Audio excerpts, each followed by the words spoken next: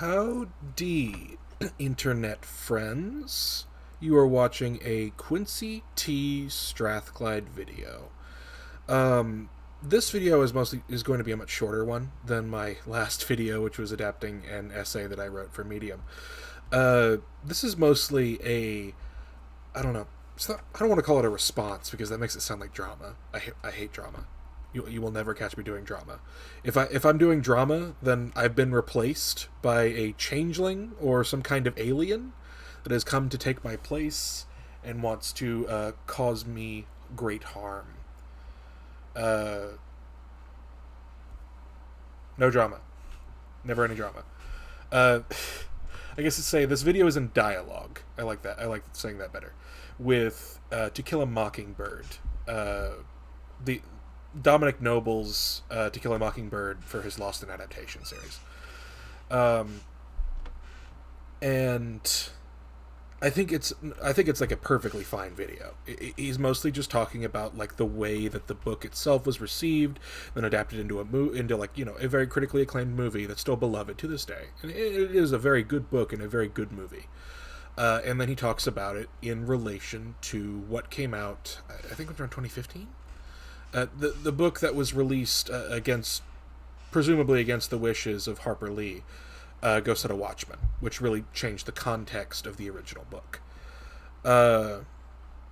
And he kind of presents Ghost of Watchman as kind of like a literary tragedy, because it really like destroyed what people saw and in like Go Kill a Mockingbird and the good that it did for like US society overall by like disparaging Atticus's character as like a more complicated figure than being like a purely like progressive civil rights champion as he's being presented as in the original, like partially in the original book but definitely in the movie.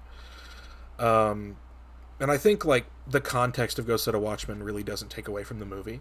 I think the movie like is perfectly adequately can be like taken in and of itself. Just I had some short thoughts that I wanted to discuss after coming out of that video.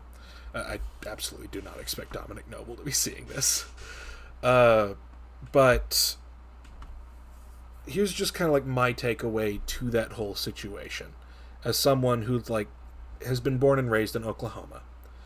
And I have family from Alabama, so I have a pretty like deep cultural connection to the South as a place where racism happens, as almost everyone is aware.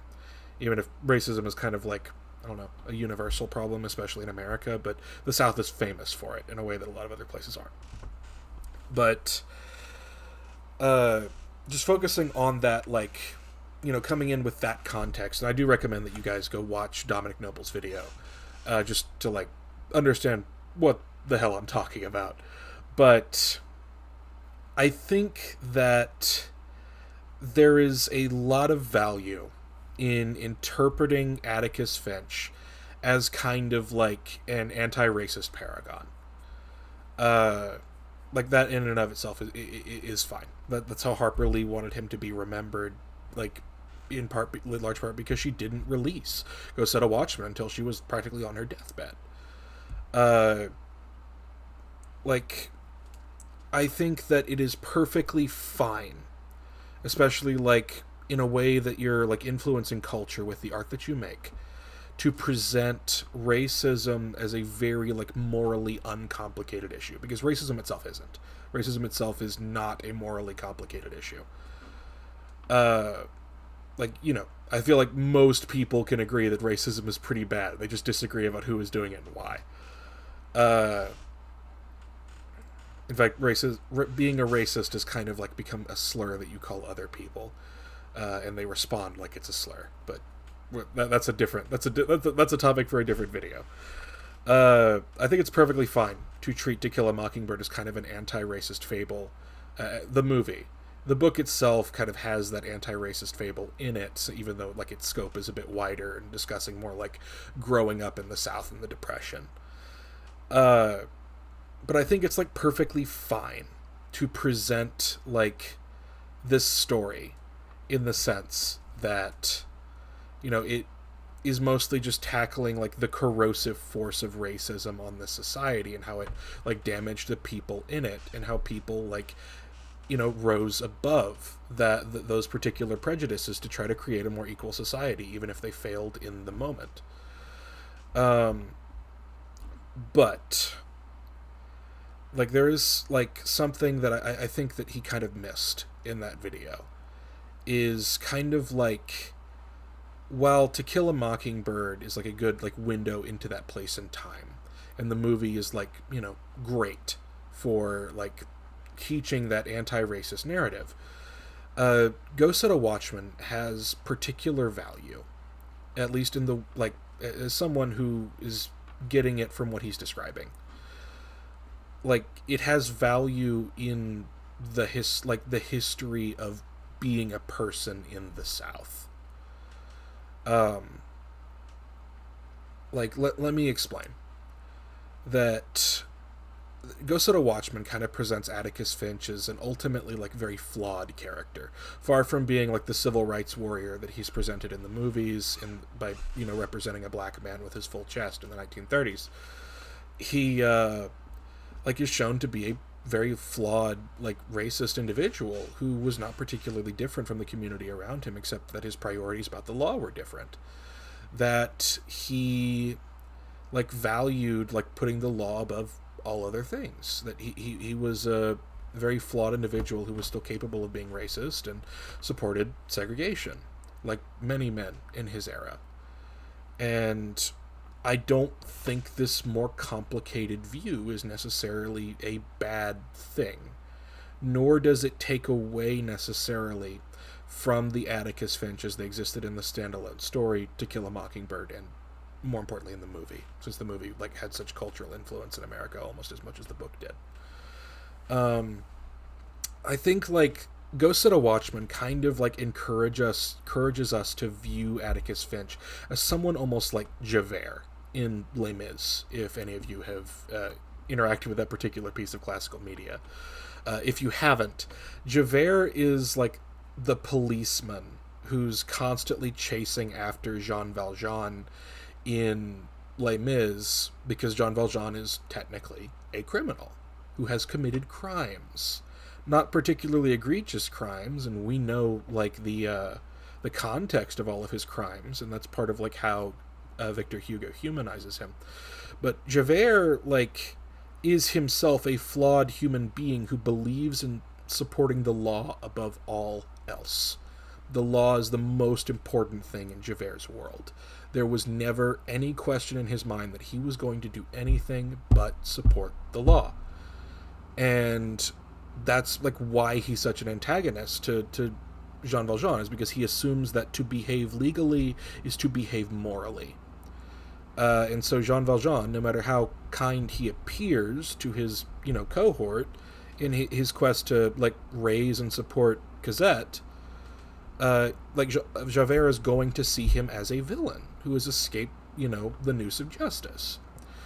And while that gets resolved, like Javert is still like, it gets resolved with Javert's death, and like before Javert's death, it's kind of presented that like Javert never really imagined that there was any path but following the law. He had a very rigid way of thinking. It's almost autistic in its rigidity, but he like had, because he had this deep faith in the law. And Ghost at a Watchman recontextualizes Atticus Finch as being this almost Javert type person. That like, despite living in the 1930s in the South, and you know, being ostensibly a racist, the way that many people were, like, but racism in the South was a spectrum. And Atticus sat on the slightly less racist area of that spectrum, but not unracist. And it kind of presents an idea of Atticus Finch that's more rooted in the time that he would have existed in, where he may see like integration as fundamentally impossible, as black people being fundamentally like, I don't know, I don't know if inferior is even the right word, but he definitely has prejudice against black people and doesn't believe in integration. But he does believe that everyone is equal under the law, that the law is a fundamentally egalitarian and moral institution that needs to be protected and upheld, and it applies to everyone, including black people. And that's how Atticus would have seen it at that time, living in the 1930s. And to Scout, that turns Atticus into a hero. And that's a good thing.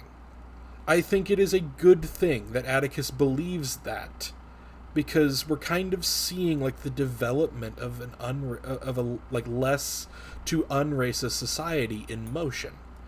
Because, you know, we need to think about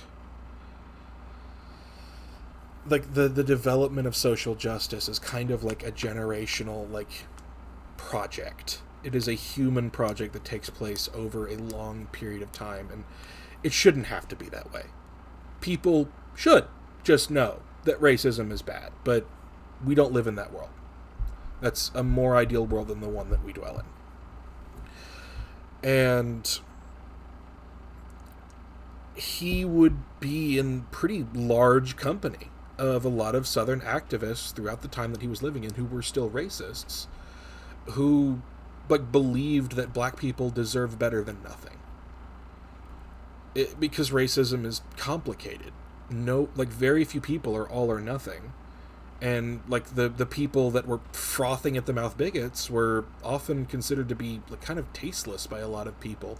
And that's not to make it better, but it makes it more nuanced, complicated, you know? Atticus, being like, you know, a lawyer in a small town in the 1930s, like his grandfather, his great-grandfather were probably slaveholders, or at the very least fought for the Confederacy. But look at where he is now, actively defending a black man falsely accused of a crime. And that's important.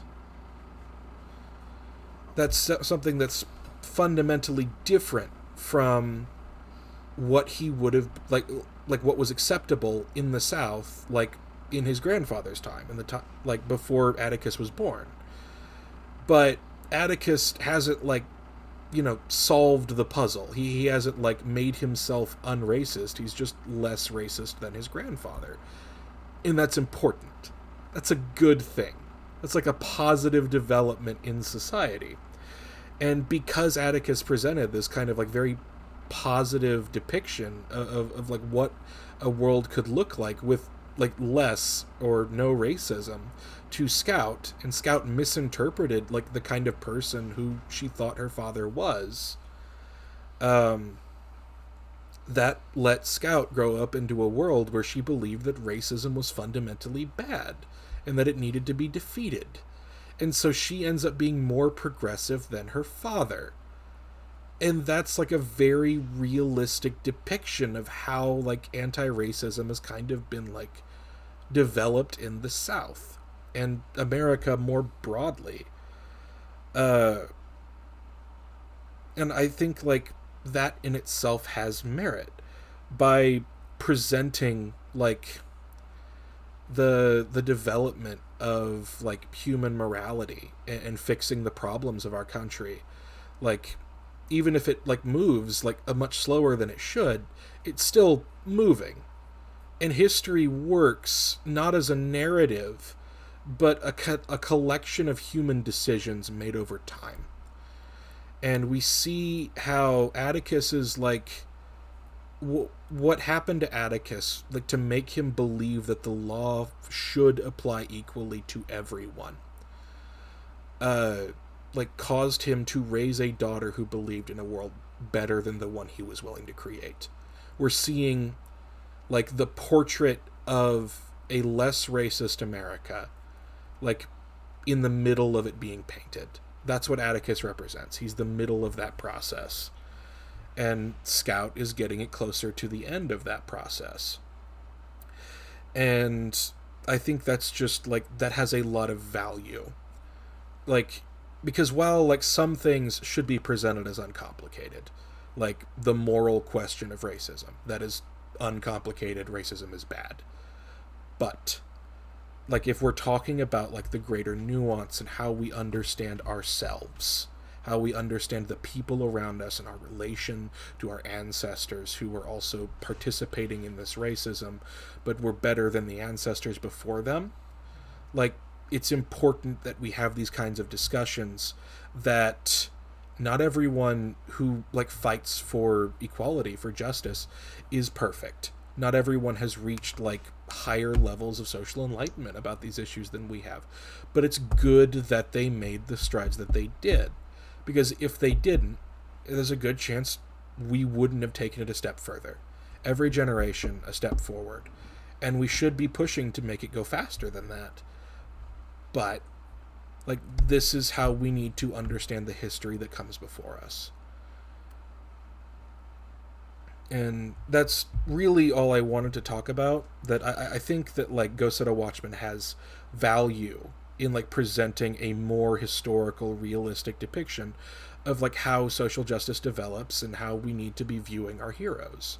That they were flawed individuals that helped us get on the right path, even if we're taking it further than they would themselves go. And I think that ultimately has like literary merit. So the original so like both ways of interpreting it have value. One as a anti-racist fable that gives a simple like story that is good and is good for teaching that message to people, that, you know, everyone deserves equality under the law and good treatment in our society, regardless of who they are, where they come from, what their skin color is, etc. But there's also value in seeing that these champions like that we idolize were not in themselves perfect people. And that's fine. As fine as it can be. Because, like, while they were not perfect, and we cannot excuse the bad things that they believed in, the bad things that they may have done, like, they still brought us closer to a more just society. And I think, like, while we can oppose Atticus's views on desegregation, we can still appreciate the effort that he put in to creating a more, like, just legal system. And that's really all I wanted to talk about in regards to responding to that video. If you guys have any thoughts about, like, what I'm, you know, laying down, just leave a comment, and I'll see if I can get to it. And give me a like if you don't mind. I'll see you guys around.